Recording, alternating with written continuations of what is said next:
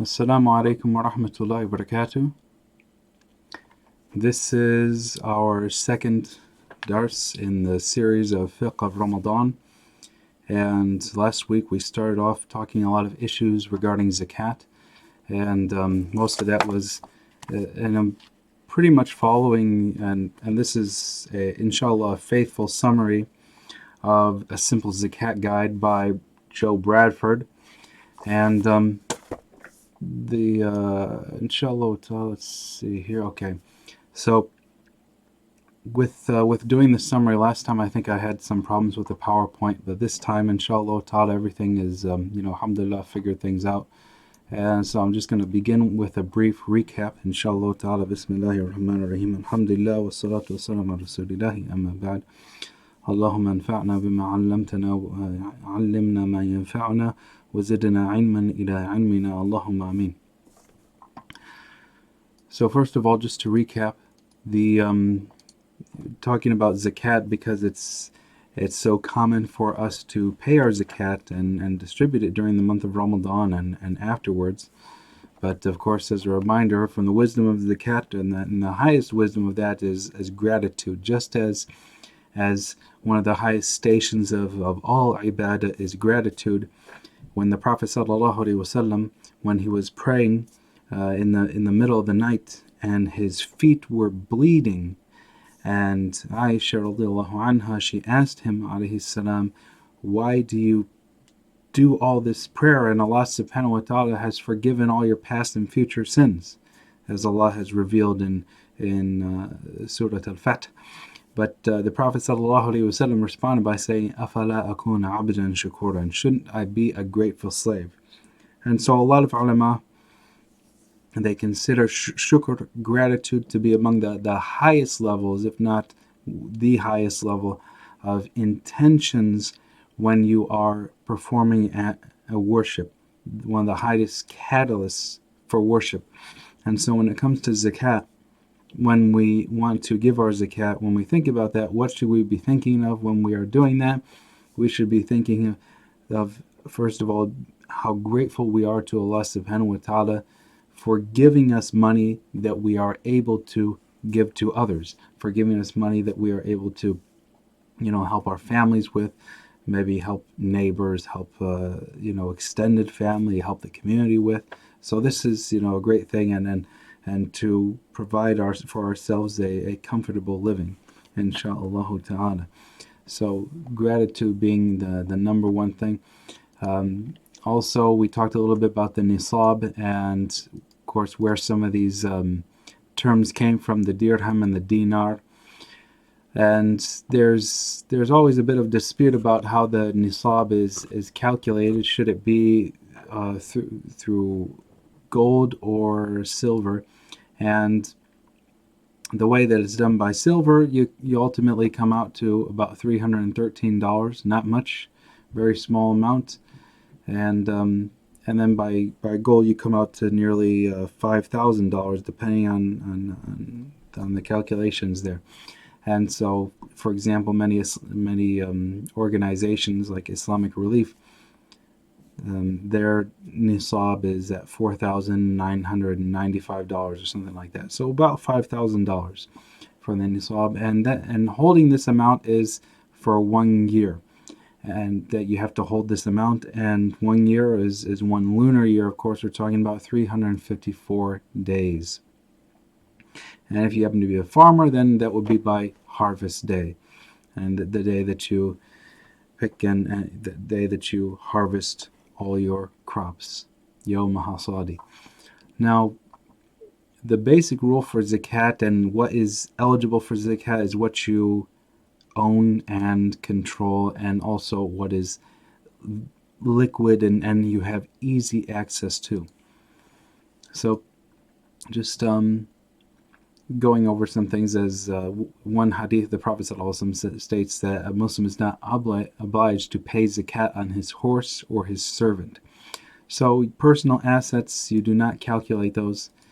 Only cash and cash equivalents, things that are easily convertible to cash. Now, as we mentioned, also precious metals, only gold and silver. You do not count diamonds or rubies or anything else. And so likewise for all that. Regarding stocks and dividends, different types of investment funds. We talked about the aggregate. So basically the main rule there is, considering how you are as an investor. Are you a long-term investor, or are you a swing trader and a day trader? If you are a day trader, then or a swing trader, then you would basically count your assets there. And if it's long term, then only when you withdraw. As for dividends, then that's of course technically that's money in your hand, and that would definitely be zakat eligible. As for other different retirement funds, for example, now we mentioned there are different approaches to that, and personally I consider it to be based on what is easy for you or what might put you in hardship, if that applies for you. And so basically, the main approach are if most of your savings or most of your retirement funds is locked away in like an IRA, where you would be penalized for taking it out. And for example, if you calculate the zakat on that amount, and like for example, let's imagine you have $100,000 in your retirement account, the zakat for that would be what it would be, 2.5% of that, so 2,500. And let's say in your checking account, or the only fund that you have immediate access to, you have $5,000, for example. So if you take 2,500 minus that $5,000, maybe that puts you into a lot of difficulty. So in that case, you would take this second approach, and you would not pay zakat for that amount that is in the IRA or the 401k until the day that you withdraw. But if you have 100,000 in a 401k, but you have 500,000 in some other easily accessible accounts, like for example day trading accounts, for example, then yeah, go ahead and pay the zakat annually over those held up funds. So also we talked about HSAs and FSAs. They each have a different ruling because of where the money comes from and how accessible it is.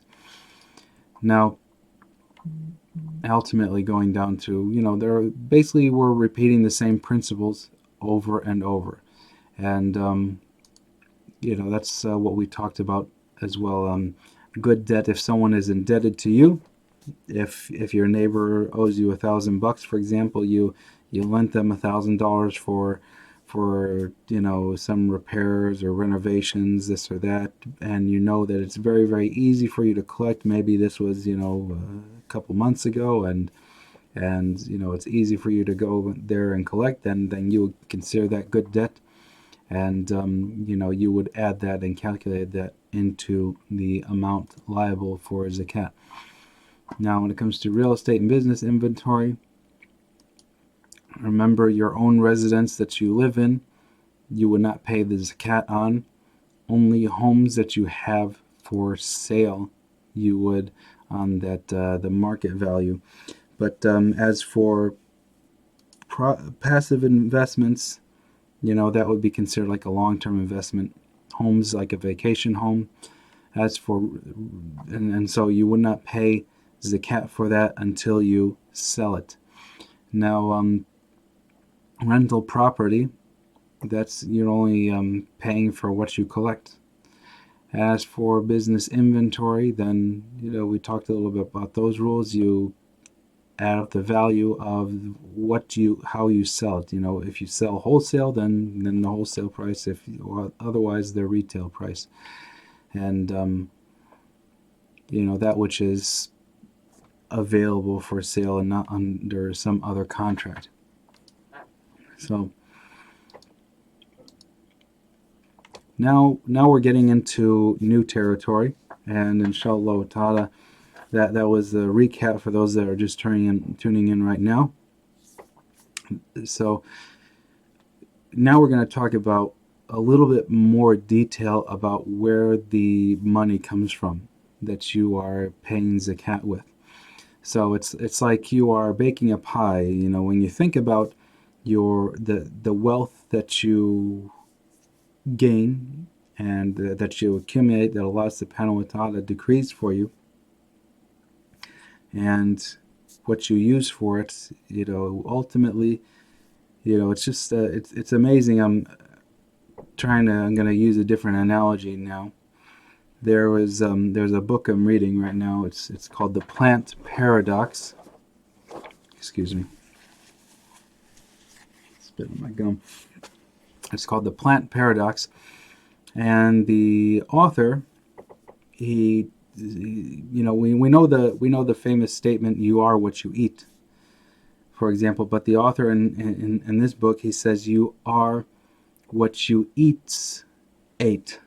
So, for example, if you eat chicken or if you eat beef, and that chicken or that beef has, you know, if their diet was entirely based on corn, for example, which is very, very common, then you are eating corn through them, essentially. And so what's interesting, and of course there's a lot of science behind that, and how we are affected by the diet of cows or chickens and other things that we might eat. And so when it comes to money,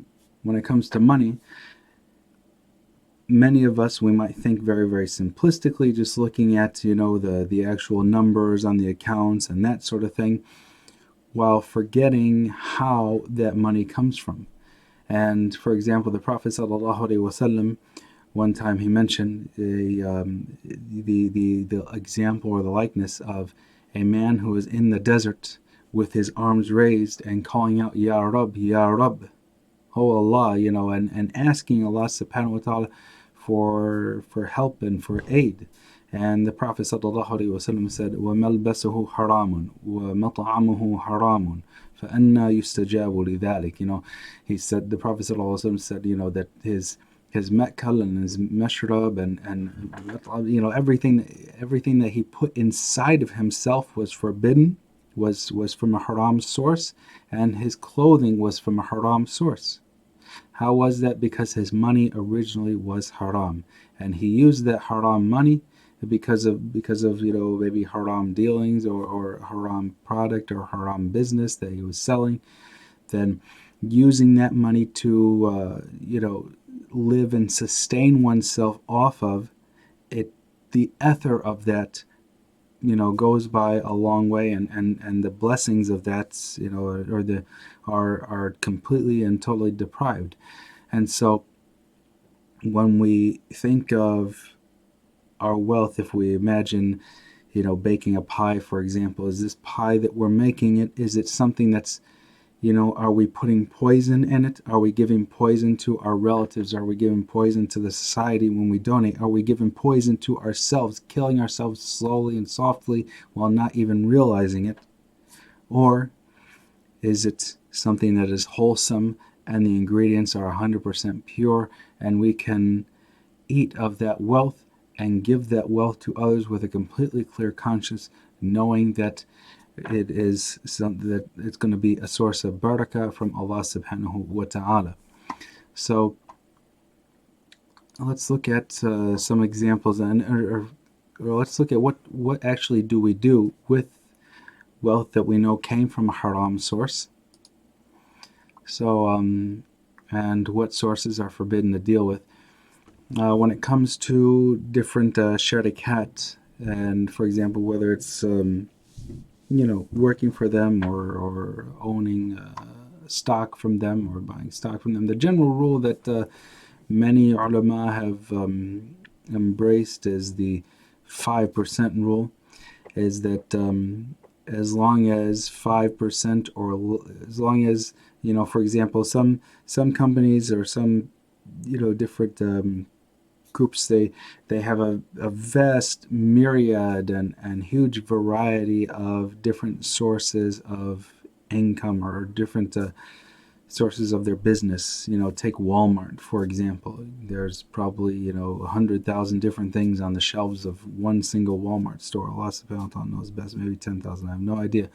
But do more than 5% of those items or the different products, not only on the shelves but also online, or for example even financial products that they might have, do those do if their products are if some of their products are haram, do they surpass the 5% threshold, for example? So just some examples of things, like for example non-medicinal poisons. So this is a haram type of investment. For example, intoxicants. Also, the tobacco industry, Philip Morris, tobacco and nicotine, and those folks. I mean, and a lot of the people that run these companies, Nasallallahu salama, they don't have a kind bone in their bodies. Allahumma musta'an. But also gambling and betting operations. For example, I just put some of the stock symbols here. Wynn Resorts, very, very well known. Cinema, adult entertainment, quote unquote, Western media and advertising, people that are involved in the brainwashing of millions, and Islamophobia, very, very covert forms of Islamophobia over the last several decades. Also, for example, conventional, meaning ribawi, finance services. Of course, that's the stock ticker for Bank of America right there, BAC. Also, in defense and weapons manufacturing, Raytheon, Lockheed Martin, Boeing. A brother recently asked me about buying stocks in certain airlines and stuff, and of course, Muslims have really sour relationships with the airlines in general here in the United States, Allahu Mustan, because of a lack of sensitivity training. It seems that I don't know if they give their pilots or their stewardesses and staff any cultural training whatsoever. Allah knows best. But subhanAllah, when it comes to Boeing, that the stuff that they manufacture for the Pentagon and the U.S. military, which is a huge amount of their product, and a lot of things that drive their stock prices as well, make that a haram investment. And also food and beverage sectors involving pork and alcohol. And those would also be forbidden to invest in. Now, continuing that topic of haram earnings, and what do we do with it? So here the Prophet ﷺ said, "Man jama'a malan min haramin thumma tasaddaqa bihi lam yakun lahu fihi ajrun wa kana yusruhu alayh." So whoever gathers a bunch of wealth from haram, from a haram source, and then they give it in charity, there is no reward for it. It was not a reward for him, and their their burden is still upon them. And so there's, subhanAllah, this is the Prophet ﷺ here. I mean, it just says, in another very, very well-known hadith, and of course this is Ibn Khuzaymah, Ibn Hibban, and Al-Hakim, who in their 3 Sahih collections.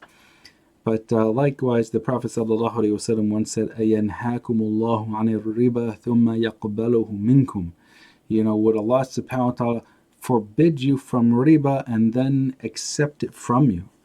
So that's a very, very, very stern rebuke from the Prophet ﷺ to anyone that thinks, well, I just want to, I just want to get wealth this way or that way, and then I'll be generous.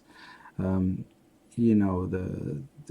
subhanAllah, so much in the Quran and Sunnah that reminds us of how our rizq is already written for us.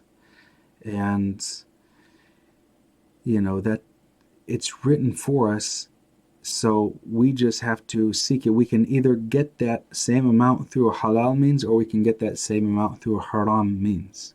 So why not choose that which is halal? And, it's just, I think, Allah subhanahu wa ta'ala knows best. Tawakkul and, weak reliance on Allah subhanahu wa ta'ala. That's something that we need to train ourselves with and have better trust and faith in Allah subhanahu wa ta'ala to provide.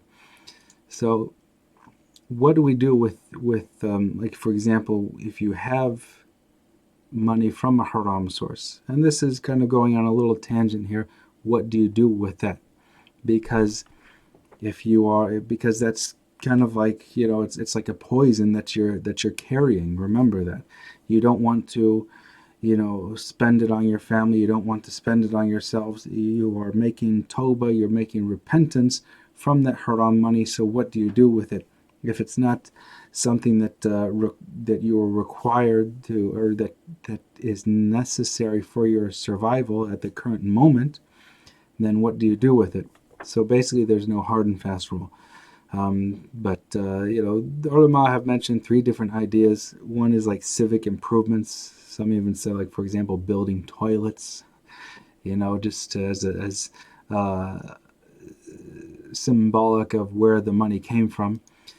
Or some also said just give it to the poor, because the only absolution for that greed that knows no boundaries is to give it to people that that are in complete poverty, for example.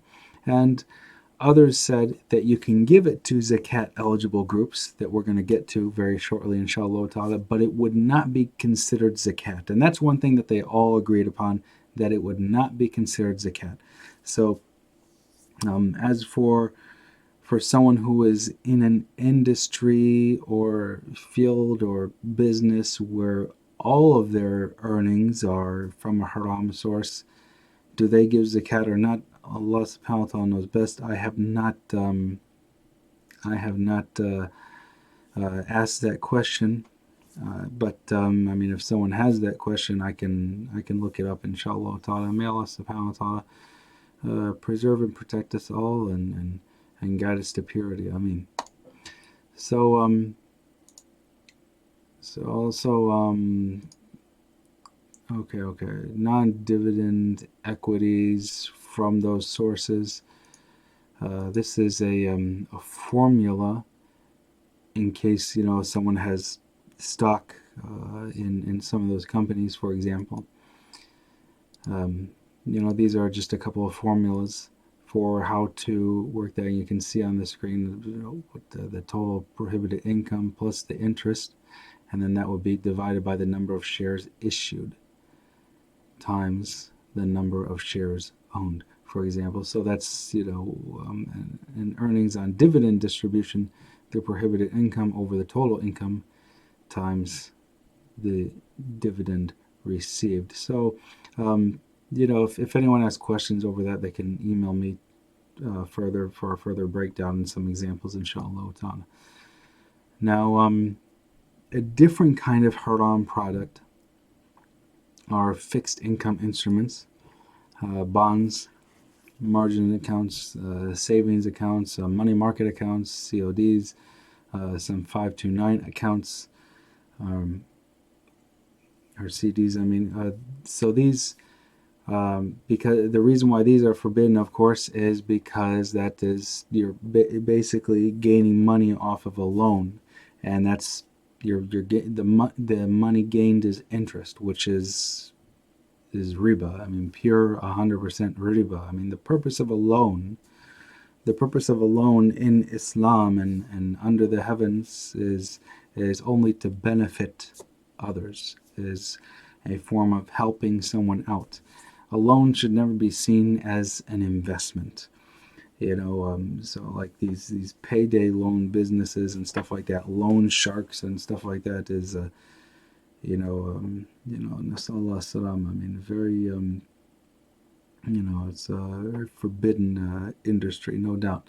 And However, lots of people take part in that in a very stealth manner, and or in a subtle way, which would be, for example, different accounts that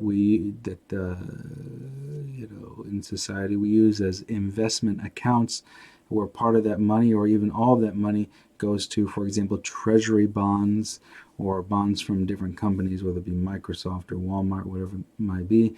And that bond, for example, $1,000 that you are technically loaning that company, and then after so many years, they pay back a certain percentage each year, and they pay in addition to it a certain percentage each year.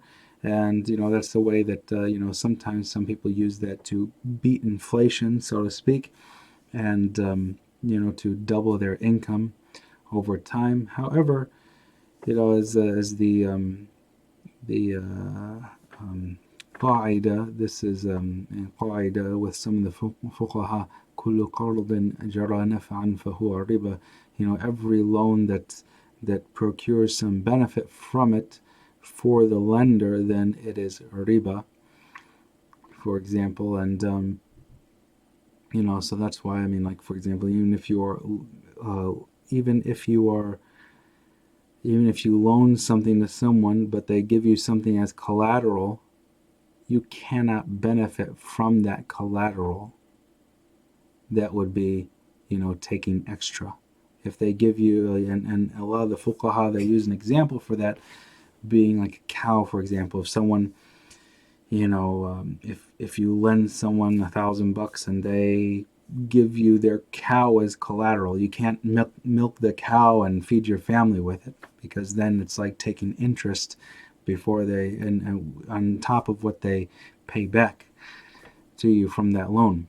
So any kind of loan that, seeing a loan as an investment is something that's haram, and which is why Allah subhanahu wa ta'ala always, when He wants to encourage us to give in the Quran, He says subhanahu wa ta'ala, "Man dhal ladhi yuqriduhu qardan hasanan fayudha'ifahu."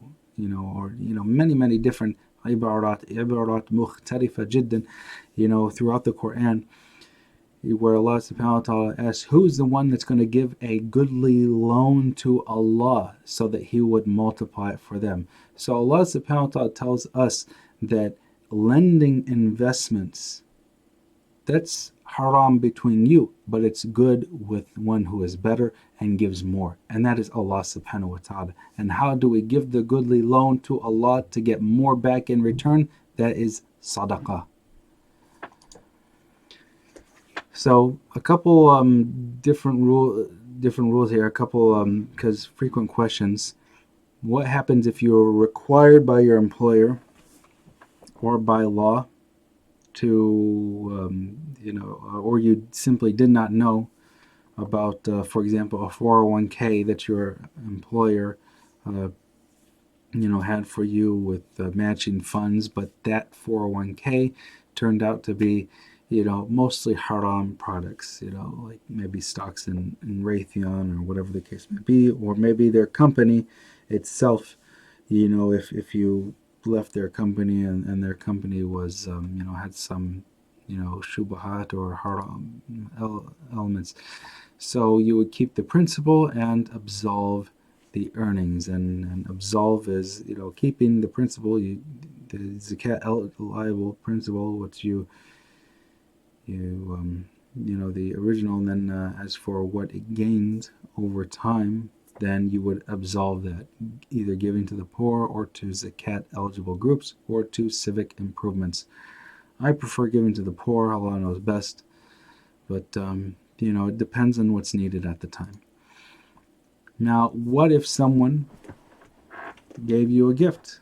For example, let's say it's your 18th birthday, and a relative says, here's a college fund. Originally put $10,000 in it, now it's $25,000 because of 18 years of accrued interest, and this is a gift for you. What do you do with that? For example, in that case, and this is something that the ulama have pretty much agreed on is you keep the principal and the earnings. And this is something that surprises a lot of people. You keep both the principal and the earnings because you didn't originate it, and it's no sin upon you. I remember one time hearing a question of that given to one of the senior mashayikh of Medina, and his response was, take it all, don't leave anything for the kuffar.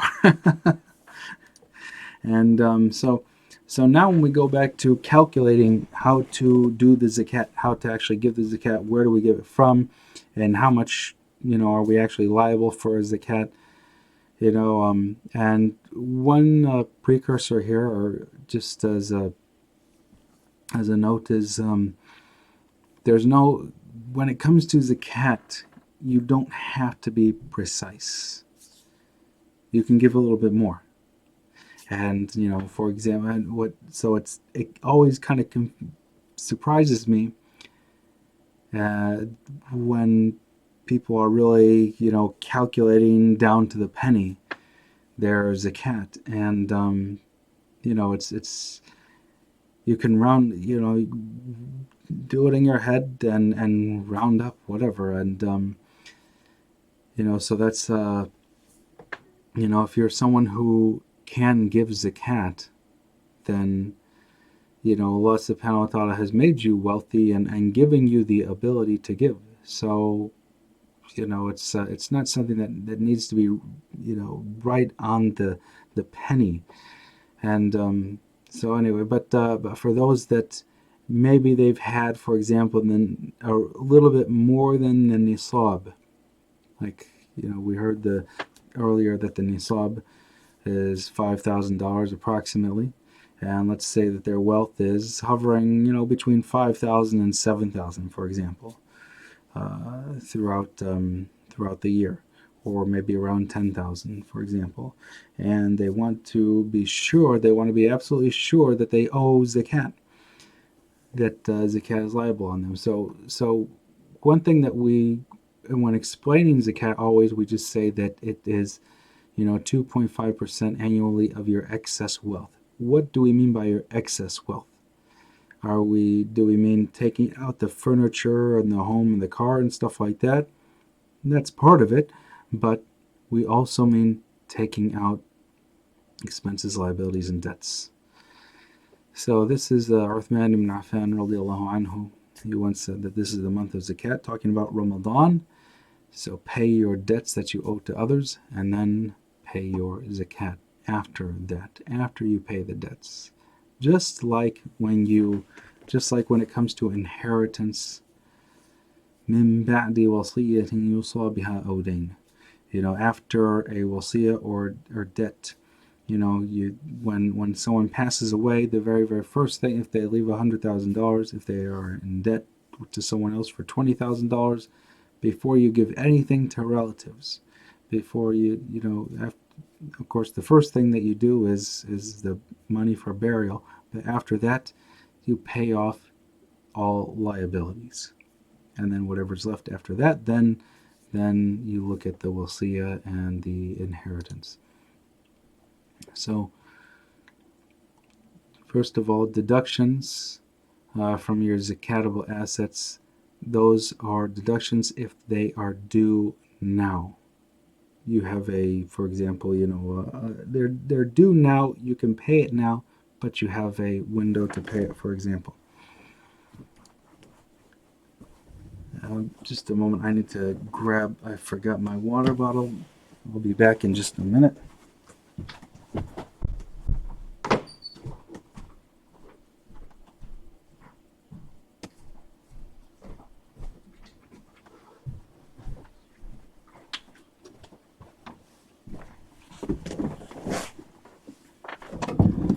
Okay, so for example, what would you, when you are calculating your zakat, and you have, for example, $10,000 that you believe is zakat liable, what do you deduct from that? First of all, the current month mortgage or rent, if you, if applicable, if it's not already paid. Likewise, delinquent tax payments, for example. I owe $52 to the state of Pennsylvania apparently for 2019. Monthly groceries and bills, for example, energy, gas, telecom, waste, sewer, water, all that stuff.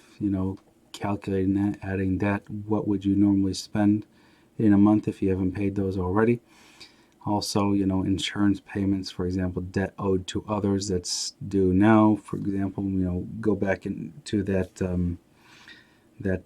neighbor scenario. But turning it the other way around, your neighbor gave you $1,000, for example, uh, maybe for some renovation or whatever the case may be, or because you had hard times, and now you are able to pay that back, and it's also due. You agreed to pay it back within a month, and it's been 2 months, for example, and so that would be something that you would also subtract from that.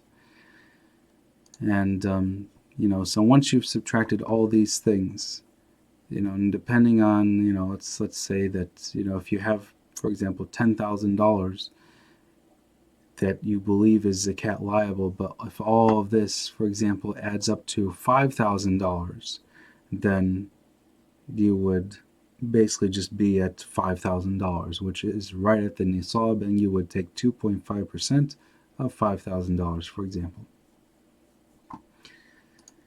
Now, who can receive zakat?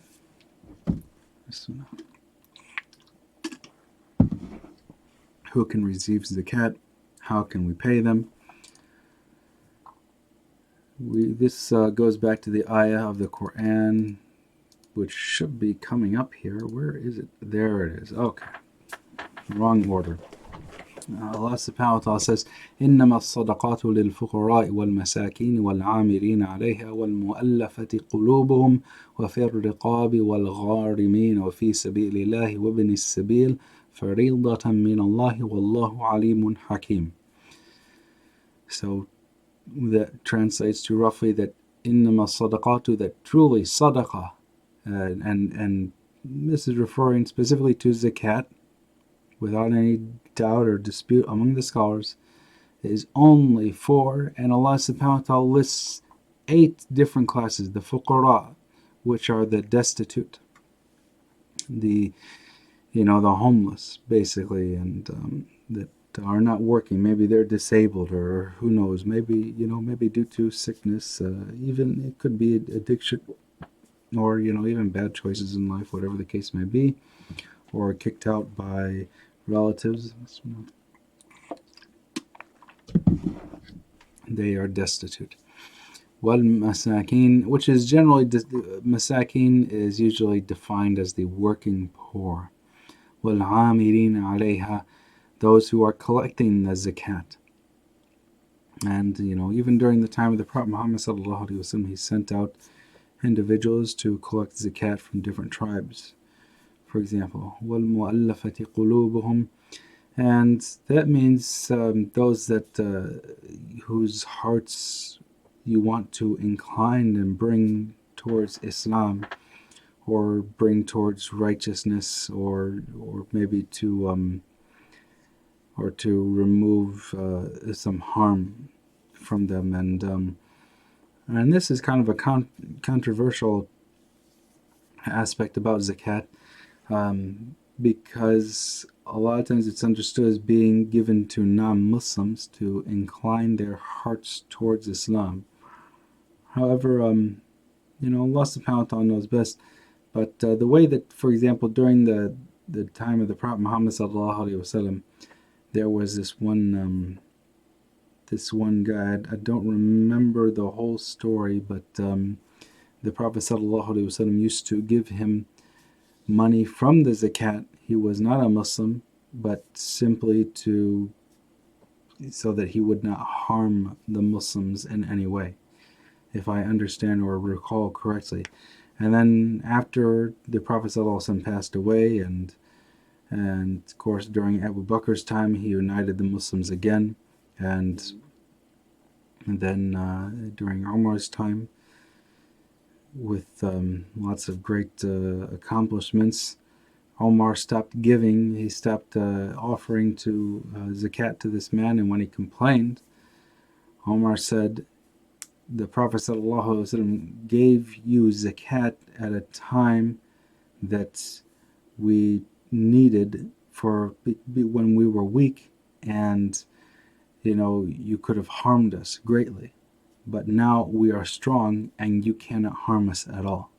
And so with that, he a lot of ulama, they interpret it as saying that Omar, as if he canceled this part of the ayah, hasha wa kalla, different circumstances call for different rulings and that sort of thing. But that's kind of how it was used during the time of the Sahaba, Ridwanullahi alayhim.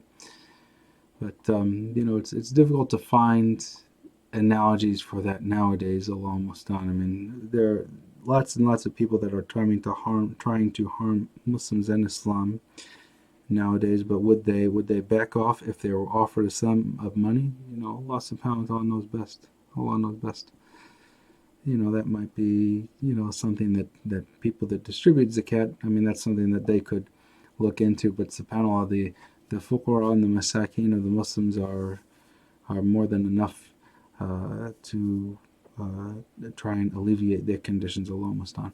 But also fi'l riqab, which literally means in necks. So means tahrir or raqaba, freeing a neck, freeing a slave, meaning removing the collars and the chains from someone's neck and setting them free. And of course, that's not too much applicable nowadays, but Allah subhanahu wa ta'ala knows best. Well, already mean the indebted. For example, with and yeah, most people have some kind of debt nowadays. So if your zakat, for example, and there was when I lived in Medina, I heard about a group of tujjar, a group of businessmen. Every year, what they would do is they would combine all of their zakat together and then give it to one single needy person who was, had a lot of visions of business and had the acumen and I guess that that kind of mindset, that business mentality, or maybe they had some great projects in mind to use with such wealth. The donations that for zakat, when it comes to helping out people in debt, if someone's in debt, $1,000 or $500 or this amount, for example, then helping them out of their debt is very great and important. However, like for example, people with student loan debt that goes into $100,000 or $200,000 a panel. I mean, that's something that would take lots and lots of people coming together, and agreeing to alleviate that debt of someone so that they can, start their work life debt free, inshallah ta'ala. Especially people that maybe, like for example, people that are in non-profit careers or careers that don't earn a whole lot or aren't expected to earn a whole lot, and but they're probably going to be paying student debt for the rest of their lives, Allah mustaan. Also fi sabilillah. Usually fi sabilillah is strictly jihad and helping out the mujahideen or the state in that way. But that's something that's pretty much non-existent in this era. Also, even Muslim countries that do have armies, they fund those armies with taxes, or maybe not with taxes, but with revenue from other sources. like oil money, for example. But and in that case, giving money directly to a soldier or supplying them with things that could be maybe misconstrued as like hadaya al-amal, giving gifts to government employees, which is that's almost done. That's a different thing. But for I don't want to open up another can of worms in a long discussion there. But however, like fi sabilillah, because the purpose of jihad, for example, is the Prophet sallallahu alaihi wasallam mentions litakuna kalimatullahi hiya al-ulya, to raise the word of Allah, so that the word of Allah subhanahu wa ta'ala be the highest. What other activities do the Muslims do that is in that manner? It's none other than da'wah and calling to Allah. So, for example, da'wah organizations, non-profit organizations that are involved in da'wah and calling people to Allah, or, for example, even debating people that are slandering the deen of Islam, or slandering the Prophet Muhammad sallallahu alaihi wasallam, then that would be, in my humble opinion, Allah subhanahu wa ta'ala knows best, definitely a zakat eligible, people that are eligible to receive zakat. And Allah subhanahu wa ta'ala knows best. Although this is a controversial subject, some ulama say it's just da'wah, just jihad. Others say jihad and da'wah, and others open the door quite large and even include masajid and other things in that. However, that's I personally strongly disagree with that. And finally, the traveler cut off, and subhanallah, that's why, as in different masajid that I've been in, it's common every so often, every couple of months, then maybe someone is driving through and cross country or something like that, and maybe even with their family or whatever, their car breaks down, and they're in a hotel or whatever the case may be while they're waiting for repairs, and so they need some immediate assistance. So that's definitely something that is zakat eligible to give to. Now, what about who cannot receive zakat? And we're almost done.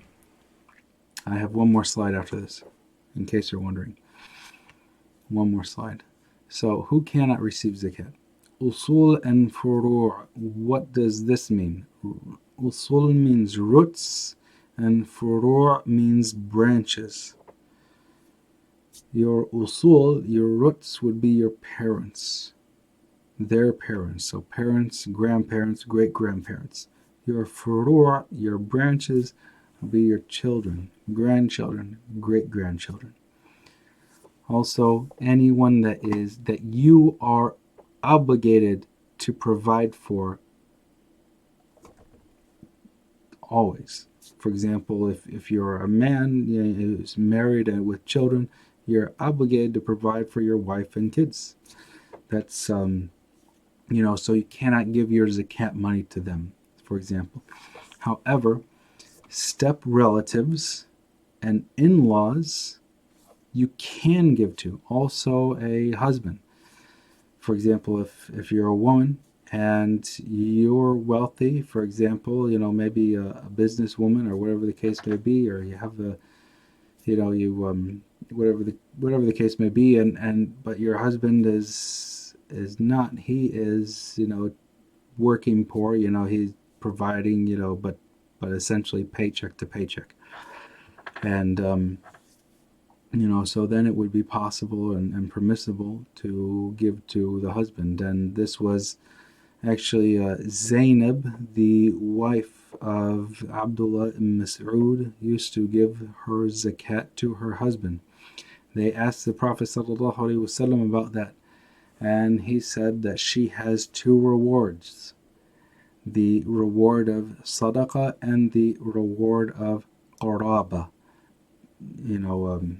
giving and being good to, those near to you and relatives. So that's one thing that, what interesting about Islam is that, and this goes back to the question of, should you give zakat locally, or should you give it, to people overseas or abroad?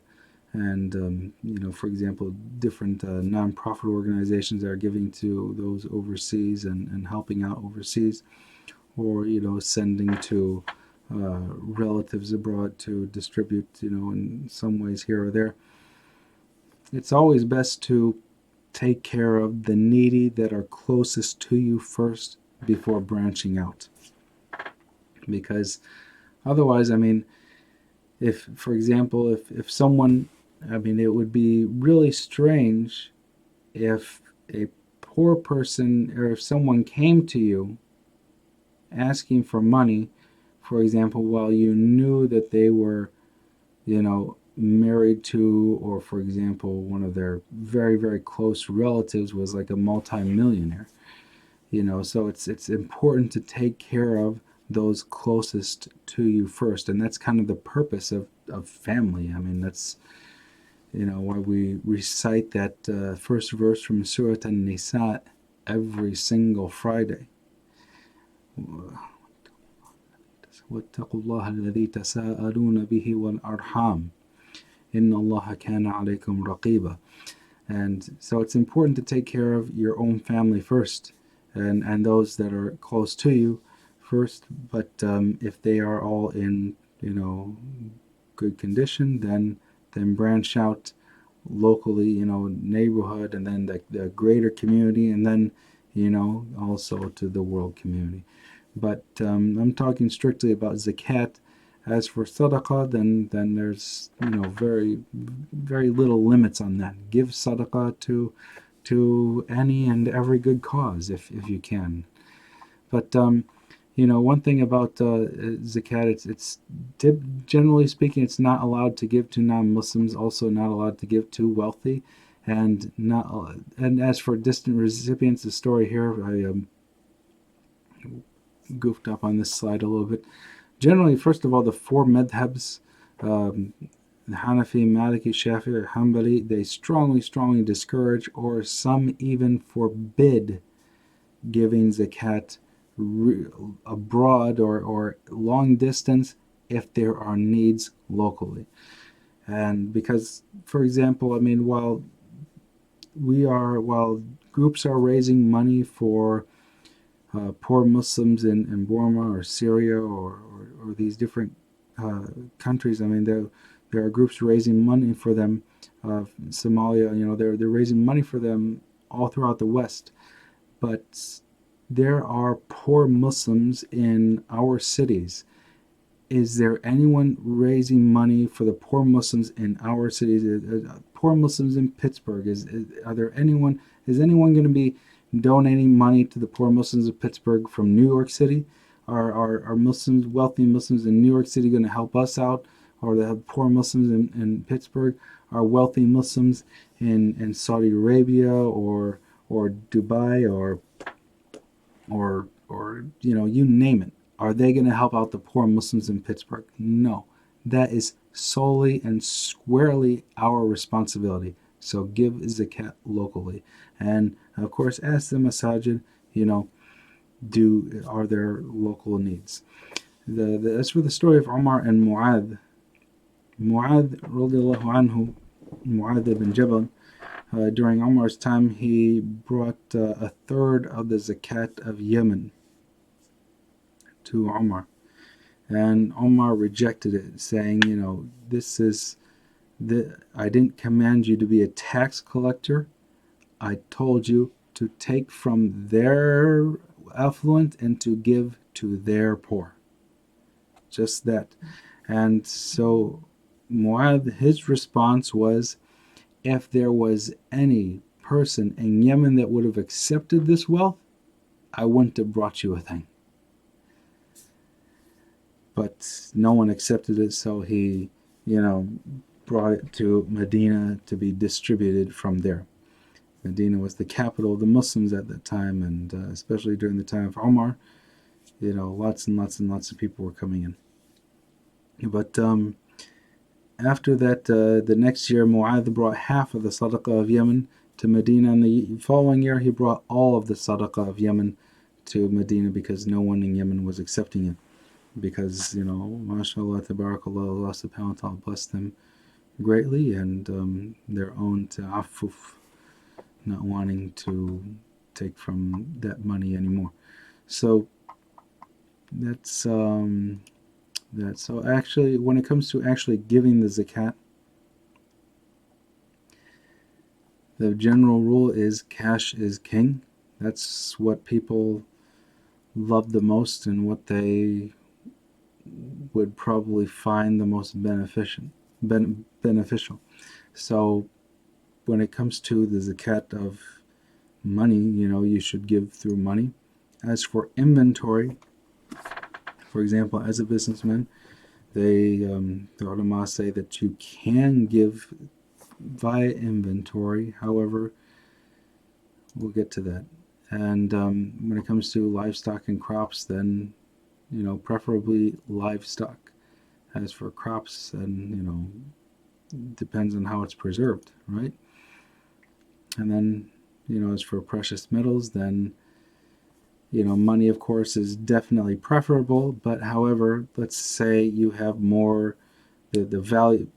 If you have tons of gold bars, but you only have a few thousand, you only have like $5,000 in the bank, and those gold bars, you have 50 gold bars, then you